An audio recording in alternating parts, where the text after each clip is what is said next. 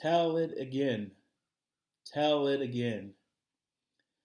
This repetitive phrase is what we would utter once someone told a story they thought was funny, but the story fell flat. Lately, I have found myself silently reciting that phrase to many different things. I've recited it to stories about history, to stories about faith, to stories about working systems. Stories have always been an integral part of human society. For a long period, the telling of stories was how we pass information from generation to generation. We've heard stories about our origin as human beings, about how the world came to be. We've heard stories of our heritage as a particular people and our place in the world. Stories have been told of how our nations came to be and the sacrifices our ancestors made to make it possible. We have been told stories about our faith and about how God relates to us, what God expects of us, and how God guides us. These stories, for the most part, have long been accepted as is without question because those who have or are in power tell them to us.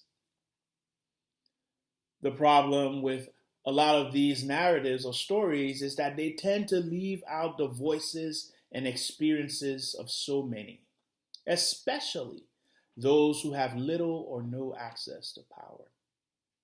As Dan Brown notes in the Da Vinci Code, by its very nature, history is always a one sided account. Think about it. We just celebrated Thanksgiving. And for a long time, the narrative around the history of Thanksgiving downplayed the exploitation and oppression of especially the Wampanoag people at the hands of early European settlers. The more we freely accept these one sided narratives, the less likely we are to live in a truly inclusive society. The need for reframing and retelling of stories that define us as a people and a nation cannot be overstated. This year has been a disaster on so many levels, but has also given us opportunities to pause, to reflect, and to re examine how we are in the world. On this second Sunday of Advent, we continue to remix our faith journey through retelling. You know, telling it again. In the narratives that are told, the voices and experiences of too many have been left out because they do not fit a particular account. History, in a lot of ways, has been airbrushed and whitewashed to paint a rosy picture of what was. We need to retell these stories. We need to retell not just the stories of our society and our country, but also the stories of our faith. We need to be attentive to those who have been left out, attentive to those who we continue to push out with the storylines we tell. Our stories must include those on the margins who are so willfully neglected. The season of Advent is about hope, about waiting with hope for something better. Now more than ever, that message of hope needs to be expansive and inclusive. Now more than ever, it's time to proclaim comfort and hope and peace to all people, like the prophet in 2nd Isaiah. The message of Isaiah 40 comes to a people already struggling and destitute. They're living the very destruction forewarned in the earlier chapters by the prophet Isaiah. They are in exile in Babylon. Their homes and places of worship have been destroyed. These are people who are far from their ancestral home.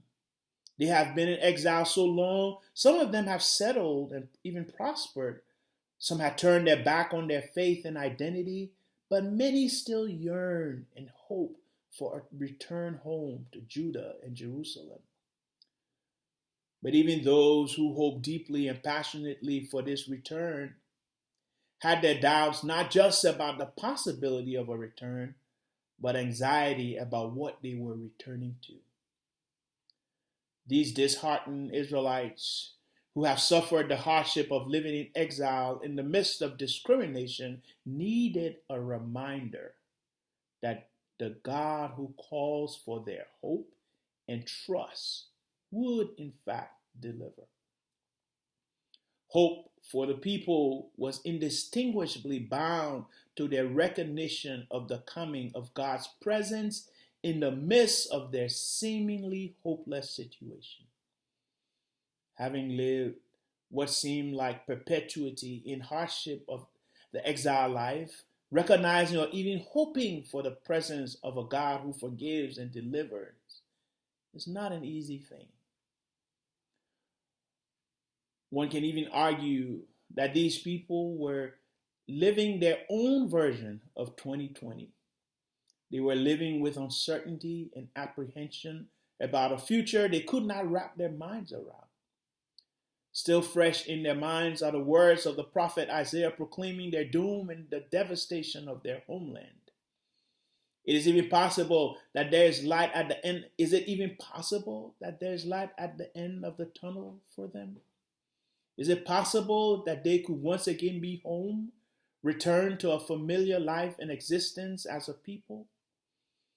It is to these people living this hopeless circumstance that the prophet speaks words of hope and redemption in chapter 40 of Isaiah.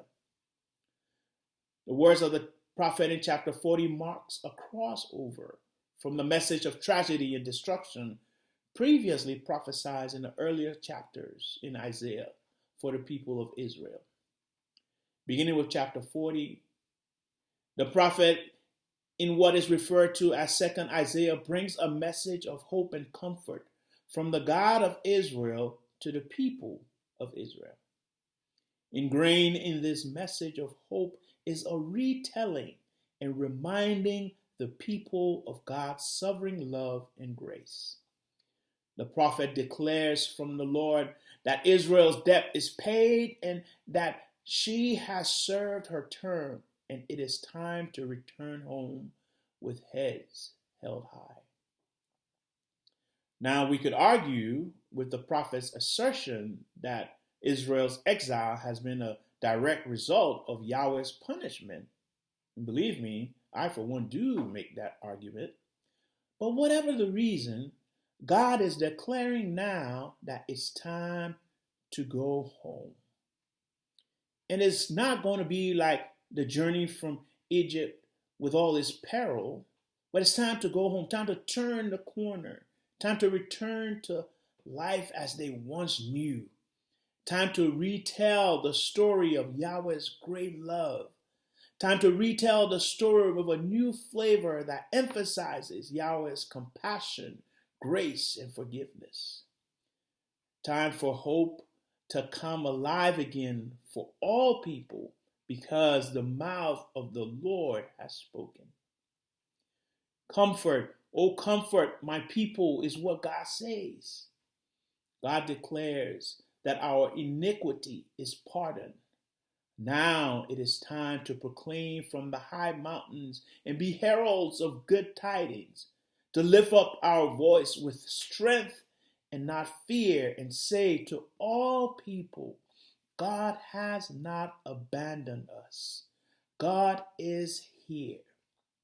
This story of hope and redemption for all is a story we must retell faithfully this season of Advent. This year has given us more than enough reasons to lament. So many people have lost their livelihoods, and in other cases, their lives. The division in the country has been highlighted at so many levels. Families have been torn apart. Teachers and students are forced to teach and learn in stressful new environments. Healthcare workers are in constant danger daily. Zoom fatigue is now a thing. Oh, yeah. And the pandemic rages on. Where will hope come from this Advent season? This yearning for hope is the mystery and the expectation. As we wait in these chaotic and uncertain times, let us examine the stories we are told and consider the voices of those left out. As we wait this season of Advent, let us strive to retell stories of welcome, stories of inclusion, stories of a God who waits for us, waits with us, a God who loves us, a God who accepts us as we are, a God who is not interested in pushing us away, a God who says we are enough. As we wait, let us retell stories of our history, acknowledging systems of oppression and the oppressed, especially people of color who continue to suffer at the hands of these systems. Let us retell stories about immigrants and all the ways they have sacrificed to make this country work. Let us retell stories about people in prisons, especially those who are there because the system failed them. As we wait, let us retell stories about the LGBTQ plus community and repent for all the ways we have caused and continue to cause them pain and distress. As we wait this Advent, let us retell stories of the possibility of a better society, stories of a more inclusive church, stories of an unimaginably loving God. We find hope in the retelling of these stories. As with all change, attempting to retell stories that threaten the power structure faces staunch opposition. When Moses tried to retell the story of a freed people, Pharaoh resisted. When Joseph tried to retell his story of leadership to his brothers, he got sold into slavery. When Jesus retold the story of the kingdom of heaven, thereby threatening the religious and state power, he was crucified. The list goes on and on. I can tell you about so many others who try to retell stories for the better of all. I can tell you about Gandhi, about Martin Luther King Jr., about Billie Holiday. I can tell you about Rosa Parks, about Susan B. Anthony, about Nelson Mandela, about the Black Lives Matter movement. I could tell you about activists across the spectrum. I think you get it. Trying to retell stories in any meaningful way to bring change and spread the message of hope is a hard and dangerous undertaking. But is this not what we are called to do? Is this not what following Christ entails? Is this not the cross we are called to bear?